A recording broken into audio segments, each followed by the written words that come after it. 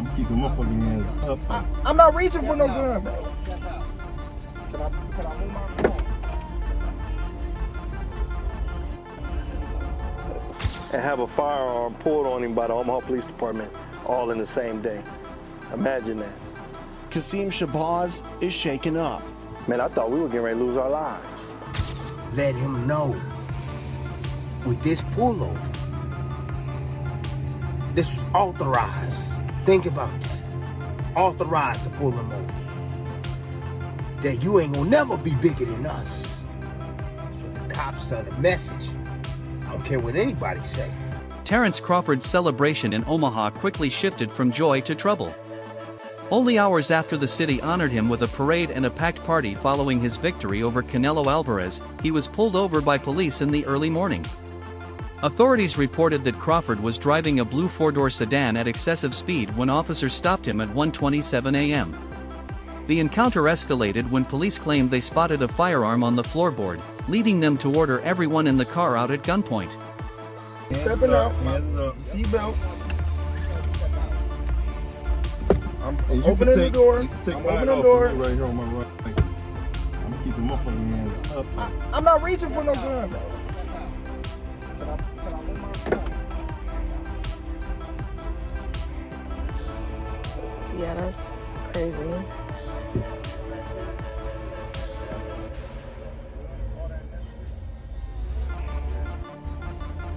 Tim Bradley reflected on the incident surrounding Crawford's traffic stop, offering a perspective many found both sharp and thought-provoking.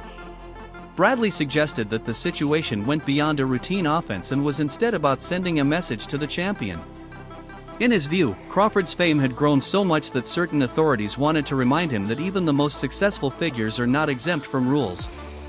He compared the moment to a familiar pattern where joyful occasions suddenly take a dark turn, as though great days cannot pass without interruption. Bradley's remarks resonated with fans who recognized the irony of Crawford's celebration being overshadowed by flashing lights and tense exchanges with police. I mean, Terence Crawford, he on the highest cloud, bro. His city, let him know. Let him know. With this pullover, this was authorized. Think about that. Authorized to pull him over. That you ain't gonna never be bigger than us. The cops send a message. I don't care what anybody say. The cops send a message. This our city. You might got the key, but I got the handcuffs. That's what that was. Yeah. Before y'all start talking about my ceiling real quick. My roof, hey, it been raining and stuff. Hey, it's raining out. The clouds is out right now. You can see them in the background. I'm gonna go watch the damn car in a little bit once this rain stops. But anyways, back to the video. Oh, man, look. You ain't got no city until you got the police. That's a fact. Yeah. Shoot, you ain't got no city unless you got the police. Don't ever forget that. You gotta have the law enforcement on your side, man. They gotta be looking out for you. For the good, not for the bad, for the good. Yeah. Terence Crawford, it don't matter what you do for your city, man. Bruh, I'm letting you know right now, man. With this incident right here, they waiting on you to do something bad. This dude right here, he was trying to jack you. He was trying to catch you slipping. That's all it was. Seeing you on TV, displayed all on TV, parade shut down and stuff. He gotta be, securing certain points and stuff like that. He mad. He mad to see you. Crawford's security chief gave a chilling account of what happened during the stop, explaining that the officers appeared tense and escalated the situation in a way that created real fear. Being ordered out of the car at gunpoint during what should have been a weekend of celebration made those with Crawford feel their lives were in danger. The chief recalled how quickly the atmosphere shifted from calm to threatening, describing it as one of the most unsettling experiences of his professional career. To him, the incident went far beyond a routine traffic matter, becoming an ordeal that none of them would forget. Chief, who was in the passenger seat, the same man who rode on the float with Bud during Saturday's parade. Be a man who can get to receive his second key to the city and have a firearm pulled on him by the Omaha Police Department all in the same day. Imagine that. Kasim Shabazz is shaken up. Man, I thought we were getting ready to lose our lives. Being the head of Terence Crawford's security, Shabazz has seen a lot, but nothing like this. Oh man, it was terrible. It was terrible. Early Sunday morning, Crawford and his team were leaving an after party following his parade. According to police, they pulled their vehicle over near 12th and Cass Streets for reckless driving. That's where things took a dark turn. And as soon as he said he had a firearm, the police officer that was on his side became unhinged. Police immediately drew their weapons, pointing a gun at Shabazz and the pound-for-pound champ. I literally have my hands on top of the ceiling and inside of the vehicle. According to police, an officer had identified a firearm on the floor of the vehicle. According to reports, police stopped Crawford's vehicle on suspicion of reckless driving. During the stop, they claimed to see 2 firearms on the floorboard, escalating the tension and resulting in passengers being ordered out at gunpoint.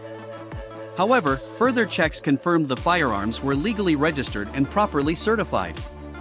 With no further offenses found, police issued Crawford only a citation for reckless driving and released him shortly after. While the matter was officially resolved, many saw it as symbolic, suggesting that on the very day Crawford was celebrated as a champion, city authorities wanted to assert their control. To some, it appeared less about safety and more about maintaining authority in Omaha. With the parade, KETV Newswatch 7's Pete Cudahy spoke with Mayor John Ewing, who requested that the Omaha Police Department conduct an internal investigation. And Pete, what did the mayor have to say?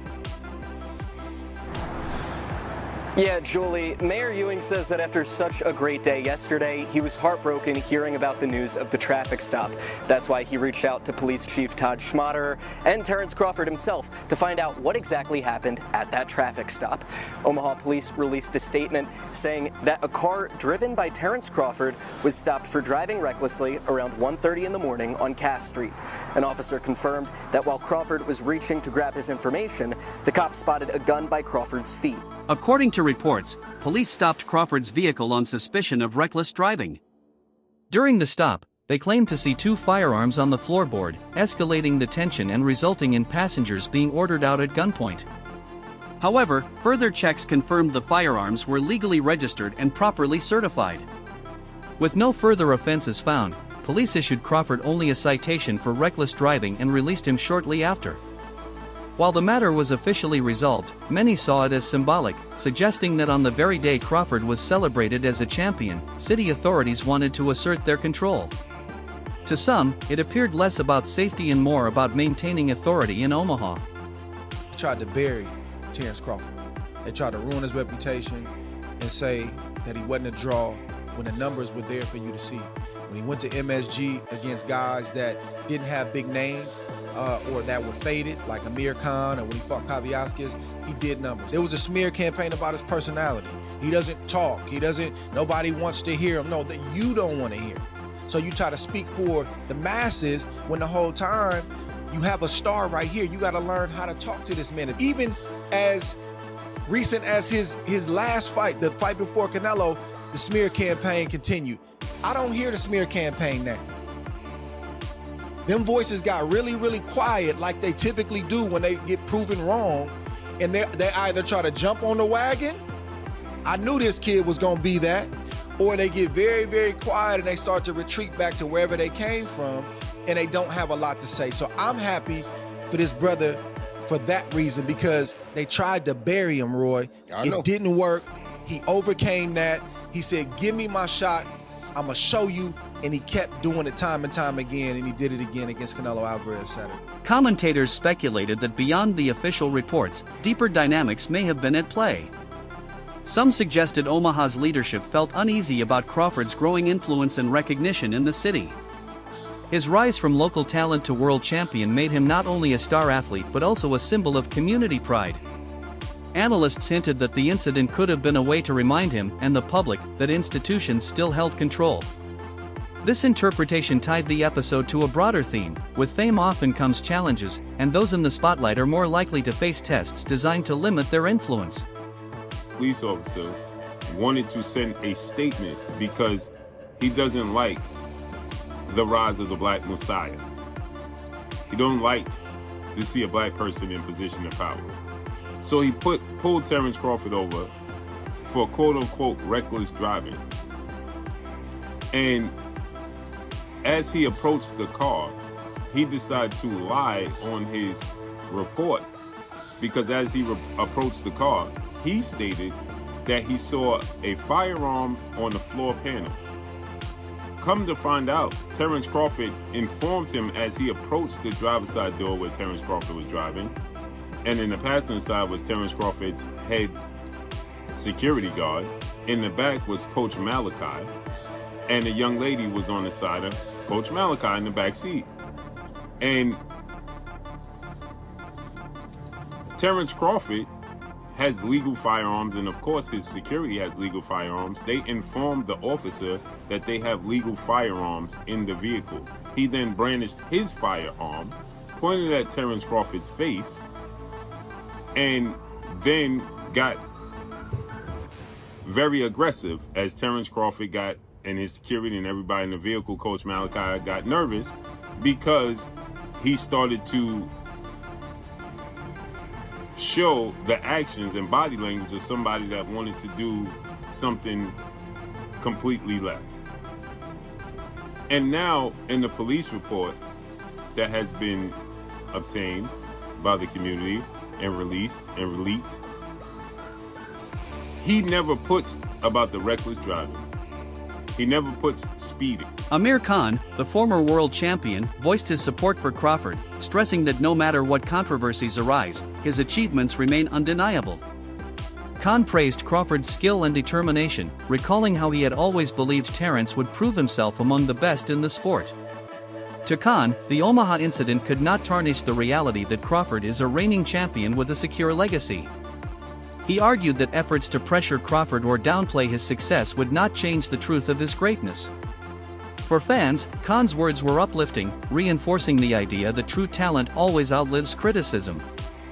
I knew that Crawford was going to win. You see, when I watched Crawford train back in Omaha, Nebraska, and when I was in Colorado Springs, he came into my camp. He helped me out a little bit, but at the same time, I seen him sparring some heavyweight guys. I seen him wrestling some heavy big guys, and I thought, wow. So I asked him, I go, look, do you have like a wrestling background? He goes, yeah, I was like state champion.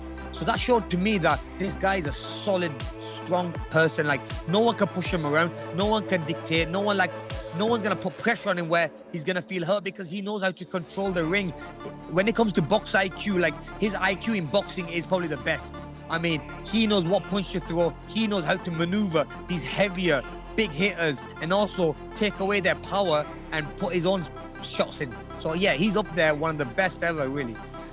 You know, as an ex-fighter champion, I'm just curious. We heard yesterday, Dana White says he's not going to acknowledge the WBC, IBF, WBO. He's going to have his own belt and the ring belt, and they want to potentially make changes to the Ali Act as well. This is a big thing here in America. How do you feel about? Is it time to make these changes and evolve, or are you more old school and think they shouldn't happen? Ariel, I think it's the time boxing needed to change a little bit.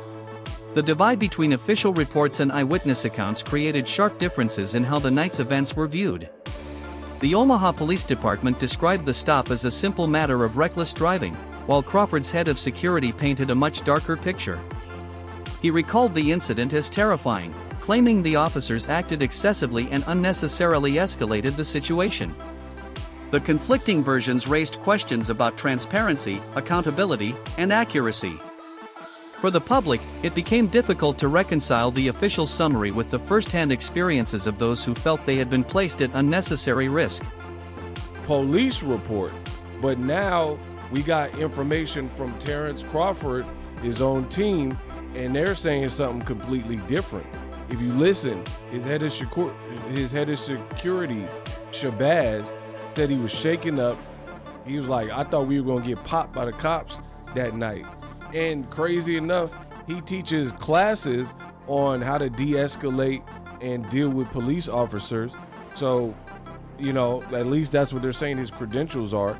So he knows how to de-escalate situations and still had a problem with Omaha PD.